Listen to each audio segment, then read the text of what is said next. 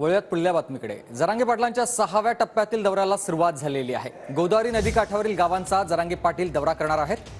गोदाकाठच्या 123 गावांना जरांगे पाटील भेटी देणार आहेत। जालन्यातल्या अंबड तालुक्यातील बहुतेक गावांचा या दौऱ्यात समावेश असेल। 123 गावाचा दौरा आहे आणि निघण्याचं कारण पण तसंच आहे दौऱ्यांना की आता कष्ट करायचे दिवस आहेत। आता शेवटच्या टप्प्यात आंदोलन यशस्वी होतंय, विजयाच्या अंतिम टप्प्यात आहे। आता कष्ट करायचे दिवस आहेत, त्यामुळे आता हीच वेळ आहे सगळ्यांनी तुटून पडून गावाची गावं पिंजून काढणं। शांततेत जायचं नुसतं मांड्या घालून मुंबईत मराठा बसला ना तरी मराठ्यांना आरक्षण ही विनंती करायला आणि या दौऱ्यात 123 गावं गोदा पट्ट्यातले ज्यांनी उठाव सुरुवातीला केला होता त्यांच्याकडे माझं जाणं नाही झालं, म्हणून आता ठरवलं की आपण त्यांच्याकडे गेलं पाहिजे।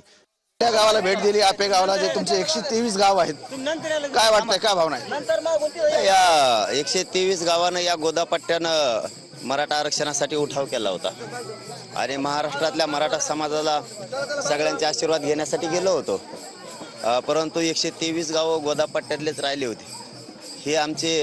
हे फाउंडेशन आहे, मेन बेस आंदोलनाचं, आणि यांना भेट देणं, यांचा आशीर्वाद घेणं आवश्यक होतं। म्हणून आजचं ठरवलं की आपण शंभू महादेवाचं आपेगावचं दर्शन घेऊन आपण 123 गावांची सुरुवात करावी, कारण आमच्यावरती कष्ट करण्याची हीच योग्य वेळ आहे। आता पोरं जर आम्हाला मोठे करायचे असले, आमचे पोरं जर आम्हाला मराठ्यांना महाराष्ट्रातल्या अधिकारी म्हणून बघायचे असतील तर आम्हाला हीच योग्य वेळ आहे। आता रात्रंदिवस कष्ट करायची।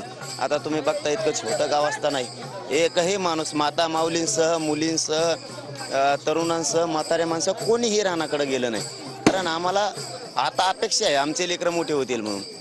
हे शेवटचं मुंबईचं होणारं 20 जानेवारीचं आंदोलन आहे, हेच आमच्या पोरांना आता मोठं करू शकतं। हे मराठ्यांच्या लक्षात आल्यामुळं हे आयुष्याचं आहे, हे आयुष्याचं आरक्षण मिळणार आहे, आयुष्याचं। 1 दिवस, 4 दिवस, 15 दिवस, 1 वर्ष आपण काम करू शकतो, परंतु ते वर्षभरासाठी मिळू शकतं। परंतु हे असा विषय आहे, हे आरक्षण लेकरांच्या आयुष्याचं भविष्य घडवणारे, प्रगती करणारे। म्हणून मराठी आता शेताकडं न जाता या लढाईत ताकदीनं उतरून मुंबईकडे निघणार, तरच आपले पोरं मोठे होणार आहेत, नसतं आपले पोरं मोठे होणार नाहीत, हे मराठ्यांच्या आता लक्षात आलंय। कॅमेरामॅन अमित आडेसह संजय सुरदेव, टीव्ही 9 मराठी, जालना।